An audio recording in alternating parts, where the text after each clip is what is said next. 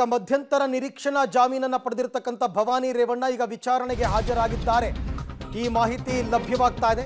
SIT ವಿಚಾರಣೆಗೆ ಭವಾನಿ ರೇವಣ್ಣ ಅವರು ಹಾಜರಾಗಿದ್ದಾರೆ. ವಕೀಲರ ಜೊತೆ ಎಸ್ಐಟಿ ವಿಚಾರಣೆಗೆ ಹಾಜರು, ಬಟ್ ಅವರು ಕೋರ್ಟ್ಗೆ ಬಂದಿದ್ದಾರೆ ಅಂತಕ್ಕಂಥ ಮಾಹಿತಿ ಇದೆ. ಜಾಮೀನು ಸಿಕ್ಕ ಬೆನ್ನಲ್ಲೇ ವಿಚಾರಣೆಗೆ ಹಾಜರಾಗಿದ್ದಾರೆ. ಇವತ್ತು ಬೆಳಗ್ಗೆ ಅಷ್ಟೇ ಹೈಕೋರ್ಟ್ ಮಧ್ಯಂತರ ನಿರೀಕ್ಷಣಾ ಜಾಮೀನನ್ನು ಕೊಟ್ಟಿತ್ತು. ಇವತ್ತು ಬೆಳಗ್ಗೆ ಅಷ್ಟೇ ಹೈಕೋರ್ಟ್ ಮಧ್ಯಂತರ ನಿರೀಕ್ಷಣಾ ಜಾಮೀನನ್ನು ಕೊಟ್ಟಿತ್ತು. ಸೊ ಹಾಗಾಗಿ ಇವಾಗ ಸದ್ಯಕ್ಕೆ ವಿಚಾರಣೆಗೆ ಅವರು ಹಾಜರಾಗಿದ್ದಾರೆ ಅಂತಕ್ಕಂಥ ಮಾಹಿತಿ ಸದ್ಯಕ್ಕೆ ಲಭ್ಯವಾಗ್ತಾ ಇದೆ. ಬಟ್ ಕೋರ್ಟ್ಗೆ ಹಾಜರಾಗೋ ಅವಶ್ಯಕತೆ ಏನು ಇರಲಿಲ್ಲ ಅಂತ ನನಗನ್ನಿಸ್ತಾ ಇದೆ. ಅವರು SIT ಕಚೇರಿಗೆ ಬಂದಿದ್ರೆ ಸಾಕಾಗಿರ್ತಿತ್ತು. ಬಟ್ ಮಧ್ಯಂತರ ನಿರೀಕ್ಷಣಾ ಜಾಮೀನು ಸಿಕ್ಕಿರೋದ್ರಿಂದ ಏನಾದರೂ ಫಾರ್ಮಾಲಿಟೀಸ್ ಮುಗಿಸೋದಕ್ಕೆ ಅಥವಾ ಶ್ಯೂರಿಟಿ ಬಾಂಡ್ಗೆ ಸೈನ್ ಹಾಕೋದಕ್ಕೆ ಬಂದಿರಬಹುದು ಅಂತ ಅನ್ಕೋತಾ ಇದ್ದೀನಿ ನಾನು. ಐ ಡೋಂಟ್ ನೋ, ಬಟ್ ಆ ಸಾಧ್ಯತೆಗಳು ಕೂಡ ಇದೆ. SIT ವಿಚಾರಣೆಗೆ ಭವಾನಿ ರೇವಣ್ಣ ಅವರು ಬಂದಿರತಕ್ಕಂಥದ್ದು ಯಾರು ಗಮನಿಸ್ತಾ ಇದ್ದೀರಾ. ಹೈಕೋರ್ಟ್ ಜಾಮೀನು ಮಂಜೂರು ಮಾಡಿದ ಬೆನ್ನಲ್ಲೇ ವಿಚಾರಣೆಗೆ ಅವರು ಹಾಜರಾಗಿದ್ದಾರೆ ಅಂತಕ್ಕಂಥದ್ದು.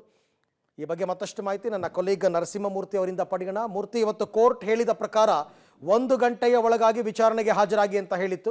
ಸೊ ವಿಚಾರಣೆಗೆ ಅವರು SIT ಕಚೇರಿಗೆ ಹೋಗಿದ್ದಾರಾ ಅಥವಾ ಕೋರ್ಟ್ಗೆ ಬಂದಿದ್ದಾರಾ? ಏನಿದೆ ಈಗ ಈ ಕ್ಷಣದ ಅಪ್ಡೇಟ್ಸ್? ಅರವಿಂದ, KR ನಗರ ಸಂತ್ರಸ್ತೆಯ ಕಿಡ್ನ್ಯಾಪ್ ಪ್ರಕರಣದಲ್ಲಿ ಕೆಳಹಂತದ ನ್ಯಾಯಾಲಯದಲ್ಲಿ ಭವಾನಿ ರೇವಣ್ಣ ಅವರ ನಿರೀಕ್ಷಣಾ ಜಾಮೀನಿನ ಅರ್ಜಿ ವಜಾ ಆಗಿತ್ತು. ಈ ಆದೇಶವನ್ನು ಪ್ರಶ್ನಿಸಿ ಭವಾನಿ ರೇವಣ್ಣ ಹೈಕೋರ್ಟ್ಗೆ ಅರ್ಜಿಯನ್ನು ಸಲ್ಲಿಕೆ ಮಾಡಿದರು. ಇವತ್ತು ಇವರ ಅರ್ಜಿಯನ್ನು ವಿಚಾರಣೆಗೆ ಕೈಗೆತ್ತಿಕೊಂಡಂತಹ ಮಾನ್ಯ ನ್ಯಾಯಾಧೀಶರು ಷರತ್ತುಗಳನ್ನು ವಿಧಿಸಿ ಇವತ್ತು 1 ಗಂಟೆಯ ಒಳಗಾಗಿ ಭವಾನಿ ರೇವಣ್ಣ ವಿಚಾರಣೆಗೆ ಹಾಜರಾಗಬೇಕು. ಸಂಜೆ 5 ಗಂಟೆಯ ವೇಳೆಗೆ ವಿಚಾರಣೆಯನ್ನು ಮುಗಿಸಿ ಕಳಿಸಬೇಕು. 5 ಗಂಟೆಯ ನಂತರ ಭವಾನಿ ಅವರನ್ನ SIT ಕಚೇರಿಯಲ್ಲಿ ಇಟ್ಟುಕೊಳ್ಳುವಂತಿಲ್ಲ ಅನ್ನೋ ಆದೇಶವನ್ನು ಕೊಟ್ಟಿದ್ದರು. ಇದೀಗ ಕೆಲವೇ ನಿಮಿಷಗಳ ಹಿಂದೆ, 1-2-3 ನಿಮಿಷಗಳ ಹಿಂದೆ ಭವಾನಿ ರೇವಣ್ಣ SIT ಕಚೇರಿಗೆ ವಿಚಾರಣೆಗೆ ಹಾಜರಾಗಿದ್ದಾರೆ. ಅವರ ಪರ ವಕೀಲರು ಅರುಣ್ ಅವರ ಜೊತೆ ಇದೀಗ ವಿಚಾರಣೆಯನ್ನು ಎದುರಿಸೋದಕ್ಕೆ ಭವಾನಿ ರೇವಣ್ಣ ಹಾಜರಾಗಿದ್ದಾರೆ. ಕೆಳಹಂತದ ನ್ಯಾಯಾಲಯ ಹೊರಡಿಸಿದಂತಹ ಬಂಧನದ ವಾರೆಂಟ್ ಏನಿತ್ತು ಅದನ್ನು ಹೈಕೋರ್ಟ್ ಅಮಾನತಿನಲ್ಲಿ ಇಡ್ತು ಇವತ್ತು. ಹೀಗಾಗಿ ಅದರ ಜೊತೆಗೆ 1 ಗಂಟೆಗೆ ವಿಚಾರಣೆಗೆ ಹಾಜರಾಗಬೇಕು ಅನ್ನೋ ನಿಟ್ಟಿನಲ್ಲಿ ಸೂಚನೆಯನ್ನು ಸಹ ಕೊಡ್ತು. ಹೀಗಾಗಿ ಮಧ್ಯಂತರ ನಿರೀಕ್ಷಣಾ ಜಾಮೀನನ್ನು ಪಡೆದಂತಹ ಭವಾನಿ ಇದೀಗ SIT ಅಧಿಕಾರಿಗಳ ಮುಂದೆ ವಿಚಾರಣೆಗೆ ಹಾಜರಾಗಿದ್ದಾರೆ.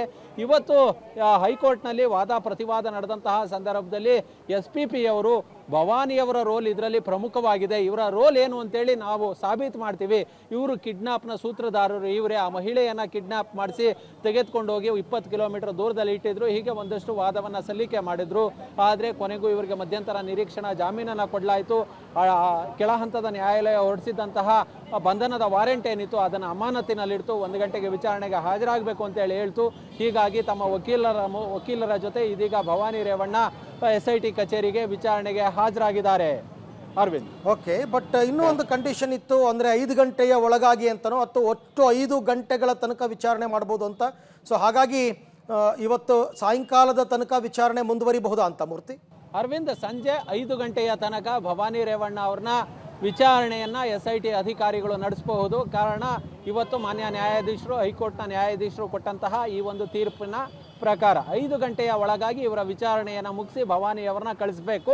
5 ಗಂಟೆಯ ನಂತರ SIT ಕಚೇರಿಯಲ್ಲಿ ಇವರನ್ನ ಇಟ್ಟುಕೊಂಡು ವಿಚಾರಣೆಯನ್ನು ನಡೆಸುವಂತಿಲ್ಲ. ಹೀಗಾಗಿ ಎಲ್ಲೋ ಒಂದು ಕಡೆ ಇದು ಭವಾನಿಗೆ ಬಿಗ್ ರಿಲೀಫ್ ಅಂತಲೇ ಹೇಳಬಹುದು. ಯಾಕಂತ ಹೇಳಿದ್ರೆ ಭಯವನ್ನು ಅವ್ರು ಎದುರಿಸ್ತಿದ್ರು, ಬಂಧನ ಆಗಬಹುದು ಅನ್ನೋ ಒಂದು ಹಿನ್ನೆಲೆಯಲ್ಲಿ ತಲೆಮರೆಸ್ಕೊಂಡಿದ್ರು. ಕೆಳಹಂತದ ನ್ಯಾಯಾಲಯದ ಓಕೆ, ಥ್ಯಾಂಕ್ ಯು ಮೂರ್ತಿ, ತಮ್ಮ ಎಲ್ಲ ಮಾಹಿತಿಗಾಗಿ ಧನ್ಯವಾದ.